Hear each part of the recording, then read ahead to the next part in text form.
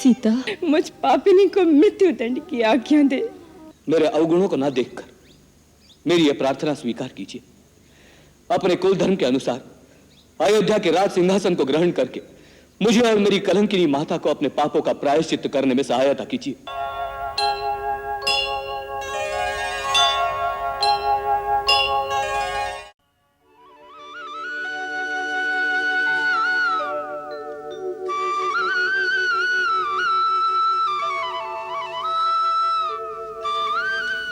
प्रणाम हरे सुमंत्र। चिरंजीवी हो, यशस्वी हो। कैसे हो सका? प्रभु, आपके दर्शन पाकर सारे संताप मिट गए। प्रभु, आप हमें तमसा नदी पर छोड़कर चले आए थे, हम यहाँ भी चले आए। बहुत अच्छा किया भाई।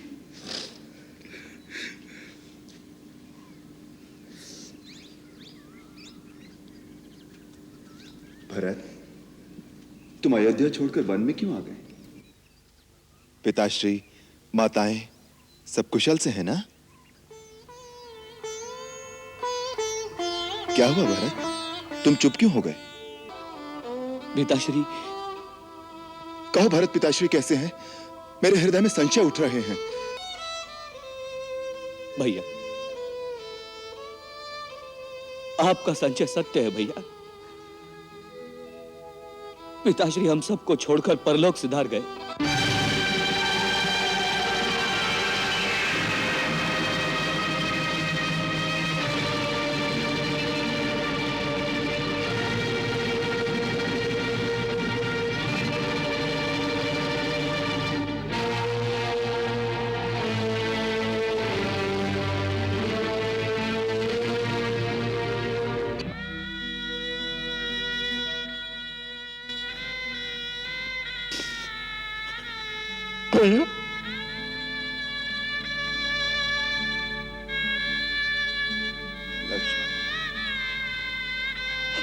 अनाथ हो गए भैया, हम अनाथ हो गए भैया, हम अनाथ हो गए। हाँ हाँ लक्ष्मण, हाँ।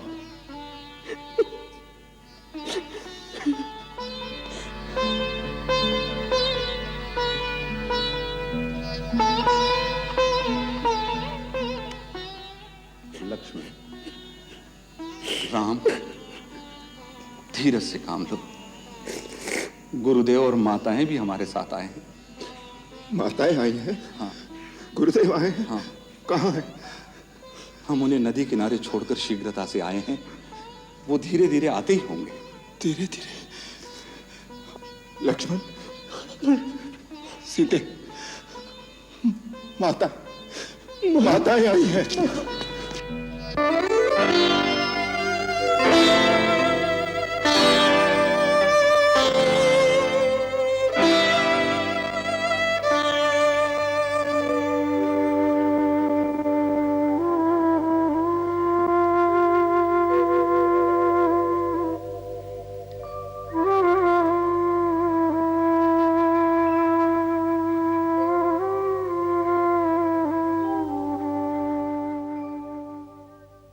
आयुष्मान हो।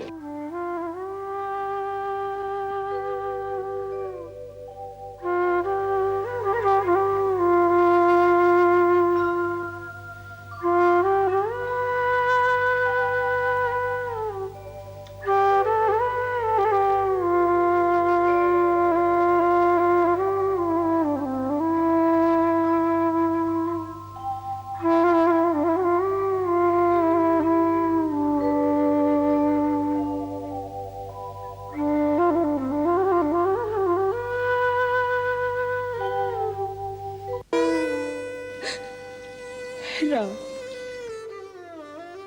मेरे पिताश्री नहीं रहे, अब मुझे आप ही की ममता का सहारा है।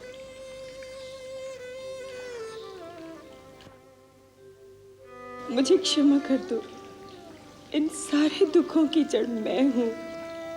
नहीं माता, इसका कारण है काल, धर्म और विधाता। इसमें आपका कोई दोष नहीं।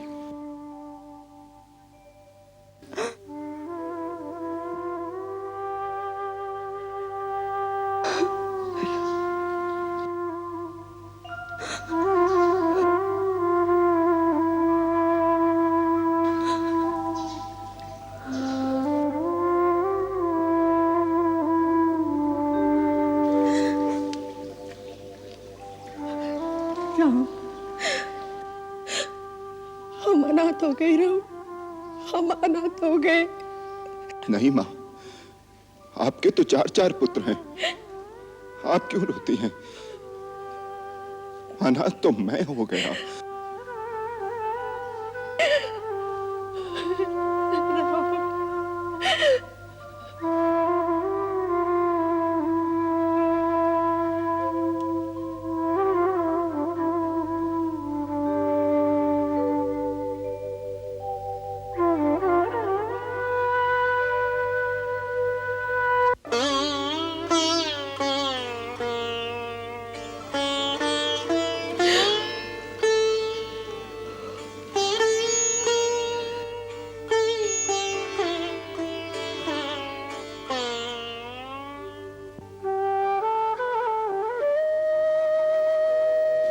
अखंड सौभाग्यवती भव।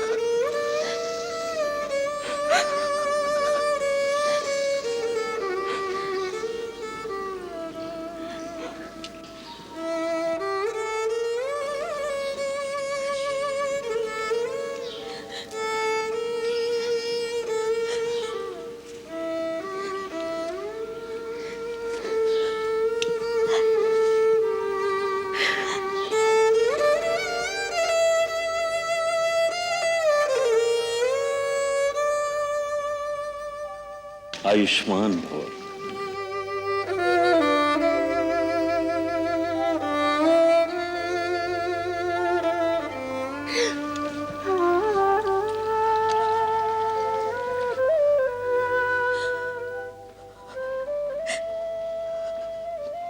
माँ,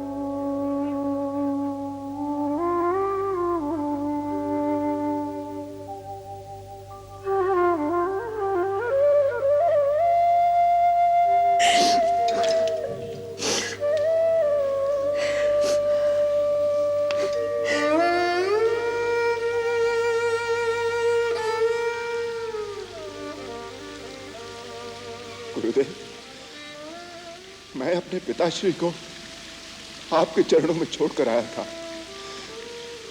कहां चले गए वो मेरी माताओं को इस वेश में छोड़कर? राम, भावी बड़ी प्रबल है। नदी में बहते हुए काट के टुकड़ों की भांति हम जन्म जन्मांतर की धारा में बहते हुए एक दूसरे से मिलते बिछुड़ते और फिर मिलते रहते हैं। यह मिलना बिछुड़ना अनिवार्य है, इसलिए बुद्धिमान इसका शोक नहीं करते। इस समय तुम्हें दिवंगत आत्मा के प्रति एक पुत्र का कर्तव्य पूरा करना चाहिए। पुत्र का धर्म है अपने जनक के जीते जी उसकी सेवा और रक्षा करना और मृत्यु उपरांत उन्हें सद्गति में पहुंचाना। अब तुम दोनों भाई पवित्र मंदाकिनी में चलकर अपने पिता के लिए तिल और जल से तर्पण करो।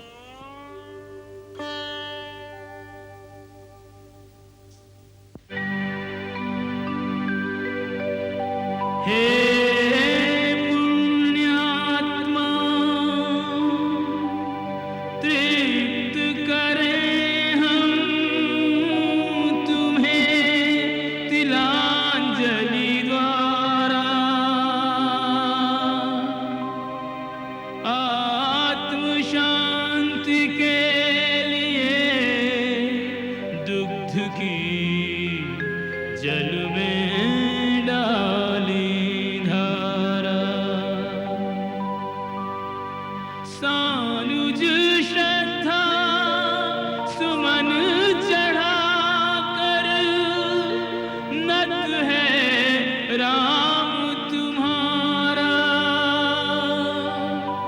हे स्वर्गीय पिता में तर्पण हो स्वीकार हमारा।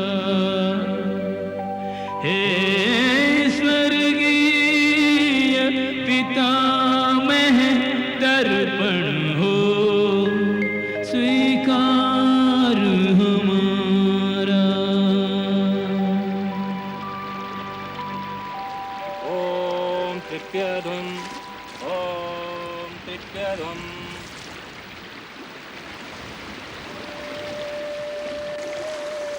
हे पिताश्री, आप जिस लोक में हैं, मेरा प्रणाम आप तक पहुंचे। हे महात्मा, मेरे मानसिक संकल्प से आपका कल्याण हो और आपका आशीर्वाद हमें प्राप्त हो।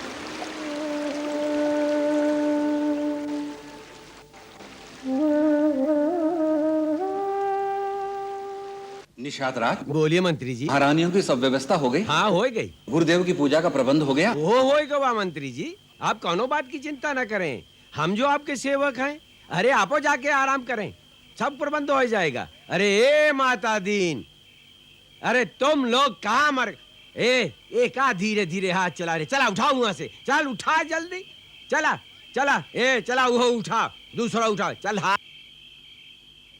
राम, लक्ष्मण, राजा हो या रंक, सभी मानव अपने अपने कर्मानुसार इस मृत्युलोक में आते हैं और अपने भाग्यानुसार सुख दुख का भोग पूरा करके परलोक में चले जाते हैं। यही विधि का विधान है। हानि लाभ, जीवन मरण, यश अपयश विधि हाथ। सब विधि के हाथ में है, तो मनुष्य के हाथ में क्या है गुरुदेव? कर्म, कर्म ही मनुष्य के हाथ में है। उसी से तो वो अपना भाग्य बनाता है।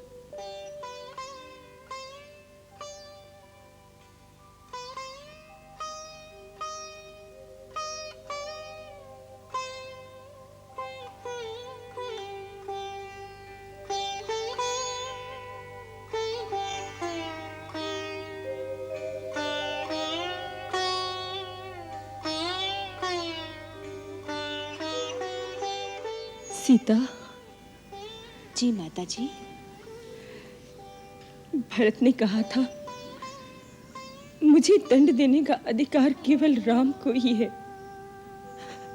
बेटी, तू ही उससे कहना, मुझ पर दया करके मुझ पापिनी को मृत्यु दंड की आज्ञा दे। अब और लज्जा मुझसे नहीं सही जाती। ऐसा क्यों सोचती है माता जी? वो तो हमेशा आपकी प्रशंसा करते हैं। उन्होंने कभी आपको दोषी नहीं कहा। यही तो सबसे बड़ी यातना है सीता। राम ने मुझ पर कभी क्रोध नहीं किया, उसने मुझसे कभी घृणा नहीं की।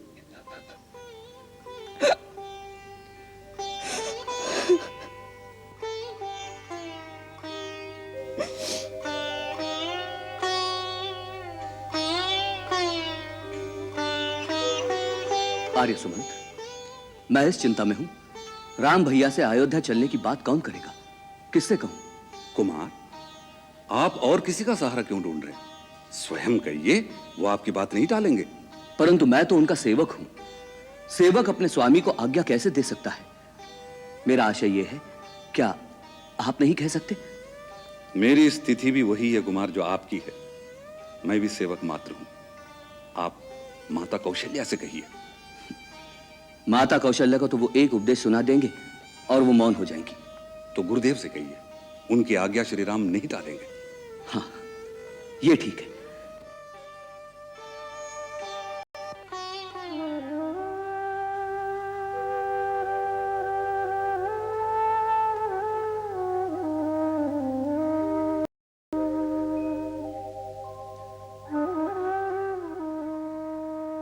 सीता जी, लक्ष्मण तुम दोनों की ठीक प्रकार से सेवा करता है कि नहीं? माताजी, वही तो सब कुछ करते हैं। देवर जी के बिना तो हम सब भूखे रह जाएं। वही वन से लकड़ी काट कर लाते हैं, वही कंदमूल भी ढूंढ कर लाते हैं, उसी से हमारी रसोई बनती है। लक्ष्मण, तूने मेरे दूध की लाज रख ली। भगवान तुझे सदा खुश रखे। भरत, मैं तुम्हारे बात से सहमत हूं, परंतु कुछ नहीं गुरुदेव। मैं जानता हूं राम भैया आपकी आज्ञा नहीं टाल सकते, इसलिए आपको आज्ञा देनी ही होगी। अन्यथा मैं अन्न जल त्याग करके यही चित्रकूट में अपने प्राण त्याग दूंगा। नहीं वत्स, इसकी आवश्यकता नहीं पड़ेगी। धन्यवाद गुरुदेव। ऐसा लगता है जैसे अब मेरे भाग्य का उदय होने वाला है।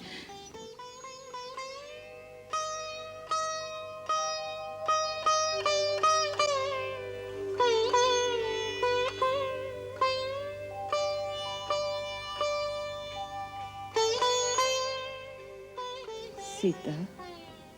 जी माताजी। राम मुझे कभी याद भी करता है? माताजी, आपने ऐसे क्यों पूछा? वो बड़ा निर्मोही है ना, भावना से कर्तव्य को ही ऊंचा मानता है। माताजी, आपकी तो वो ऐसे पूजा करते हैं जैसे माता भवानी की। उन्होंने आते समय पिताश्री से कुछ नहीं मांगा, केवल इतना ही मांगा था कि मेरी माता बहुत दुखी है, उन पर स्नेह और कृपा बनाए रखेगा। वो मन से सन्यासी है, फिर भी उसे सबका ध्यान रहता है।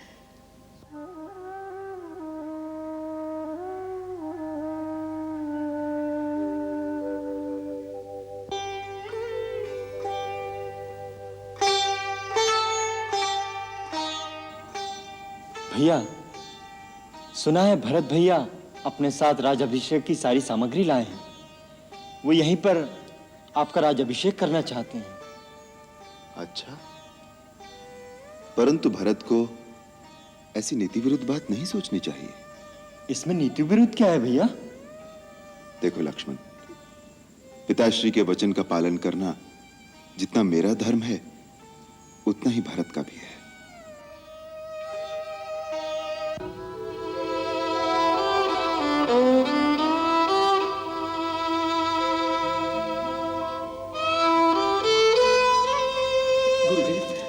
वो नहीं माने, राम भैया नहीं माने। क्या नहीं माने वत्स? उनका भाव जानने के लिए मैंने लक्ष्मण द्वारा उनको सूचना दी थी कि हम उनका राज्याभिषेक यहीं करना चाहते हैं, परंतु उन्होंने कह दिया भरत ऐसी नीति विरुद्ध बात कभी सोच ही नहीं सकता। पिता के वचन का पालन करना जितना मेरा धर्म है उतना ही भरत का भी। गुरुदेव आप मेरे लिए कुछ कीजिए, मैं मर जाऊंगा। आप राम भैया को आज्ञा दीजिए। भरत, तुम्हारे प्रेम की पराकाष्ठा देखकर वशिष्ठ का मन भी विचलित हो रहा है, तो क्या राम पर उसका प्रभाव नहीं पड़ेगा? लगता है तुम्हारे निश्चल प्रेम की धारा में तीनों लोग बह जाएंगे। सच गुरुदेव, मेरे राम भैया भी? हाँ, तेरे राम भैया भी। यदि मानव के हृदय से सच्ची पुकार निकले तो स्वयं भगवान को भी अपने नियम तोड़ देने पड़ते हैं। कल सवेरे हम सभा बुलाएंगे, उसमें सब निर्णय हो जाएगा। गुरुदेव,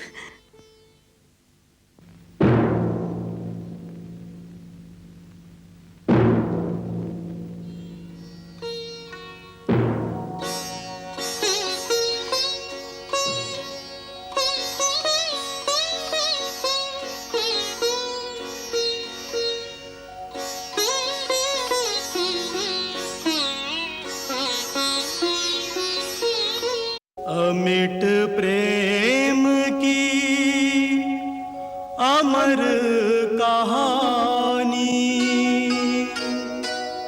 एक त्यागी दूजा बलिदानी।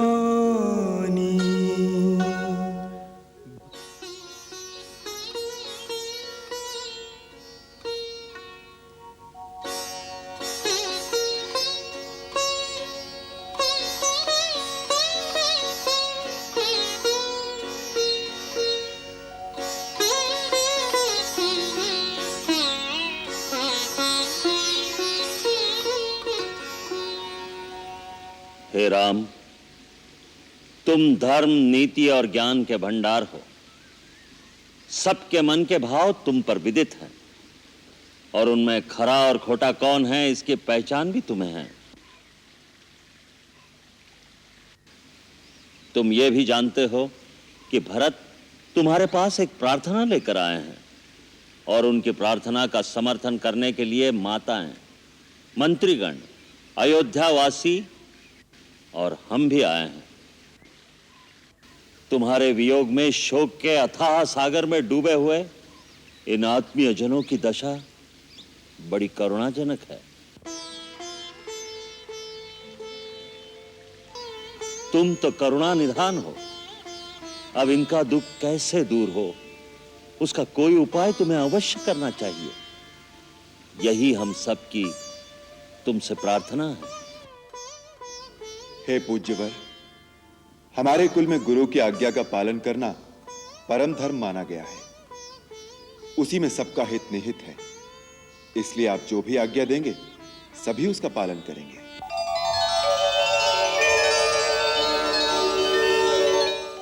मैं सारी सभा के सामने प्रतिज्ञा करता हूं, मेरे लिए आपकी जो भी आज्ञा होगी उसे शिरोधार्य करके उसका पालन करूंगा।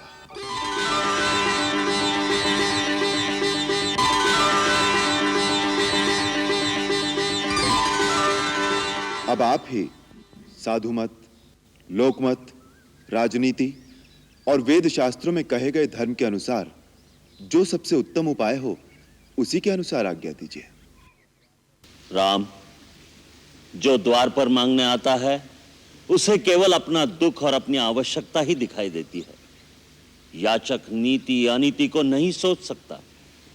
इसी प्रकार हम इस समय याचक बनकर आए हैं। भरत की पवित्र भ्रातृ प्रेम की तीव्र धारा में हमारी बुद्धि, हमारा विवेक बह गया है। इस समय हमें साधु मत, लोक मत, राजनीति और शास्त्र सम्मत धर्म का आभास नहीं रहा। हमें केवल भरत का प्रेम और उसकी विबलता ही दिखाई दे रही है। हम इतना ही कह सकते हैं कि भरत का हित देखकर जो किया जाएगा वही शुभ होगा।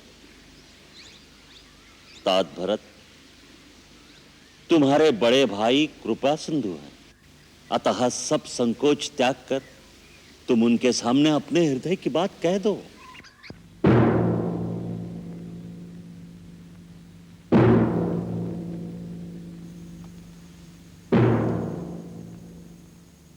परम पूज्य गुरुदेव,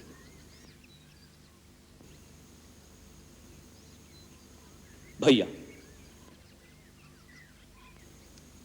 समस्त ऋषिगण, अयोध्या राज्य के माननीय मंत्रीगण और प्रजाजन, मैं आप सबके सामने इस सभा में खड़ा होकर घोषणा करता हूं कि अयोध्या के जिस राज्य के असली उत्तराधिकारी श्री राम हैं, मेरी माता ने बड़ी कुटिल नीति द्वारा मेरे पिताश्री महाराज दशरथ को उनके दिए हुए वचन के जाल में फांसकर वो राज मुझे दिला दिया।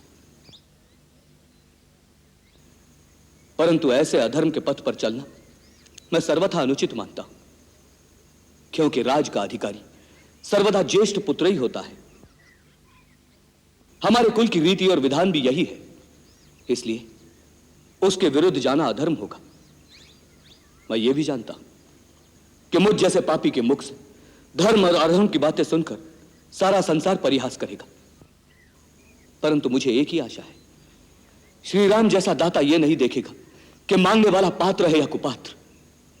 इसलिए मेरे अवगुणों को ना देखकर मेरी यह प्रार्थना स्वीकार कीजिए। अपने कुल धर्म के अनुसार अयोध्या के राज सिंहासन को ग्रहण करके मुझे और मेरी कलंकिनी माता को अपने पापों का प्रायश्चित्त करने में सहायता कीजिए।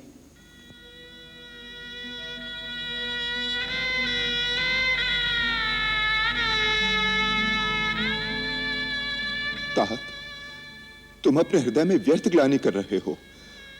मैं भगवान शंकर को साक्षी करके कहता हूं कि तीनों काल और तीनों लोकों में तुम जैसा धर्मात्मा पुरुष ना हुआ है और ना होगा। तुम पर कुटिलता का आरोप लगाना महापाप है। भरत, तुम्हारे जैसे महात्मा का नाम स्मरण करने से ही पाप, प्रपंच और समस्त अमंगल मिट जाते हैं। माता कैकेयी को भी वही मूर्ख दोष देंगे जिन्हें गुरु से सच्चा ज्ञान प्राप्त नहीं हुआ। भरत, मेरे भाई, इन भावनाओं से ऊपर उठकर केवल इतना सोचो कि हमारे महान पिता ने माता कैकेयी को दिए हुए जिस वचन के लिए न केवल मुझे त्याग दिया, वरन मुझे त्यागने के दुख में अपने प्राण भी त्याग दिए, ऐसे सत्यवादी पिता के वचन को हम चारों भाई निभाएं या उनके स्वर्गवास के पश्चात उनके वचन का निरादर करके उन्हें झूठा प्रमाणित कर दें? बताओ भरत, इस समय हम चारों भाइयों का क्या धर्म है?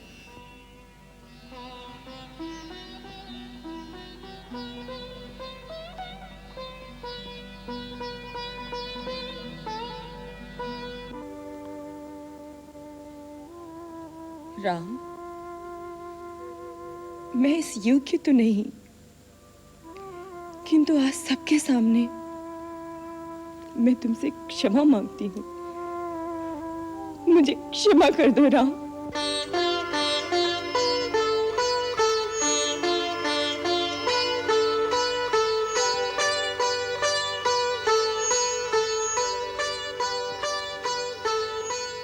स्वर्गीय महाराज ने मुझे वर दिए थे, वो मेरे प्रति वचनबद्ध थे।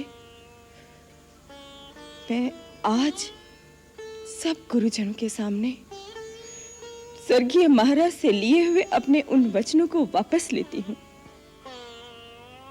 और तुम सबको अपने उन वचनों से मुक्त करती हूँ। इसके लिए बहुत देर हो गई माता। आपको वचन देने अथवा अपना वचन वापस लेने का अधिकार केवल पिताश्री को था। मैं तो केवल इतना ही जानता हूं कि पिताश्री के परलोक सिधारने के बाद उनके वचन का पालन करना एक पुत्र के लिए संसार के सब धर्मों से बड़ा धर्म है। मुझे विश्वास है अपने अंतिम समय में भी उन्हें इस बात पर गर्व रहा होगा कि उनके पुत्र ने उनके वचन का पालन किया। क्या उनकी मृत्यु के बाद हम उनका वो गर्व नष्ट कर देंगे?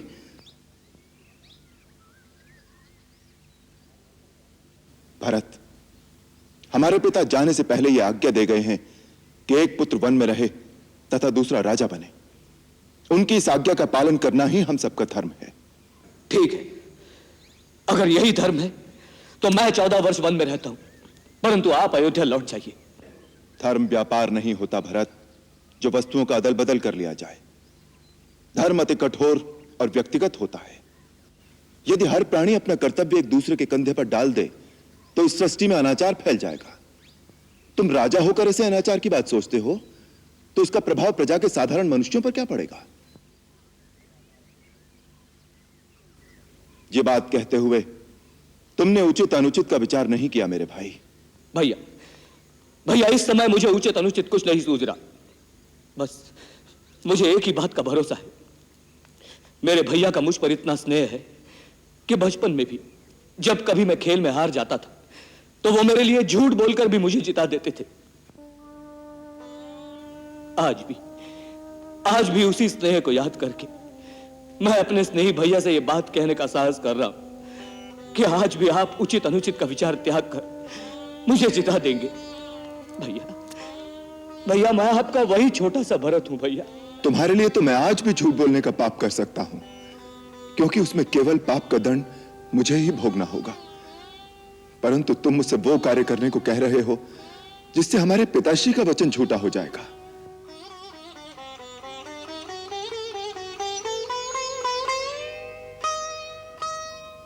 पुत्र तो उसे कहते हैं मेरे भाई जो अपने सत्कर्मों का फल अपने पिता को समर्पित करके परलोक में उनका उद्धार करे, न कि वो जो पिता के सत्कर्म को छूटा करके उनका मस्तक लज्जा से झुका दे।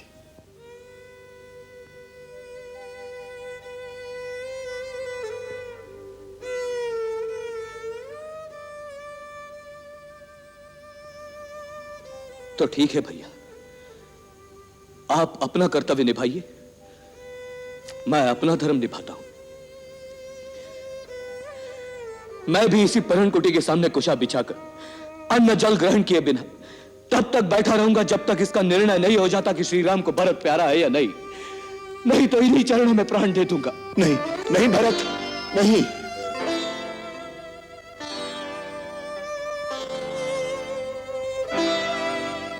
मुझे ऐसे धर्म संकट में न डालो, मुझसे तुम्हारा दुख सहन नहीं होगा। गुरुदेव, गुरुदेव रक्षा कीजिए गुरुदेव। मैं भी किंग कर्तव्य विमूढ़ हो रहा हूं राम। ऐसा लगता है भरत अपने प्रेम की गंगा में सब कुछ डुबो देगा। धर्म, ज्ञान, विवेक कुछ नहीं बचेगा। कुलगुरु महर्षि वशिष्ठ की जय हो। मैं मिथिला के महाराजा जनक का दूत समस्त गुरुजनों के श्री चरणों में प्रणाम करता हूं।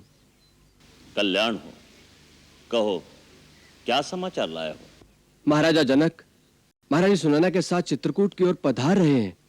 अयोध्या के सारे समाचार सुनकर कि भरत ने गुरुदेव और माताओं के साथ चित्रकूट की ओर प्रस्थान किया है, वो स्वयं नहीं रुक सके।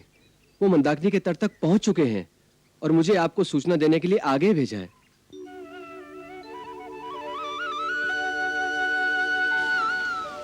यह अति आनंददायक सूचना है। महाराज जनक के आने से हमारा भार हल्का हो गया। विजयराज निष्पक्ष रूप से हमारी समस्या सुलझा देंगे। अतः आज की ये सभा उनके आने तक स्थगित की जाए।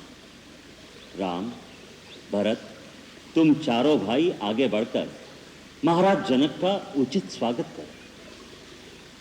जो आज्ञा गुरुदेव।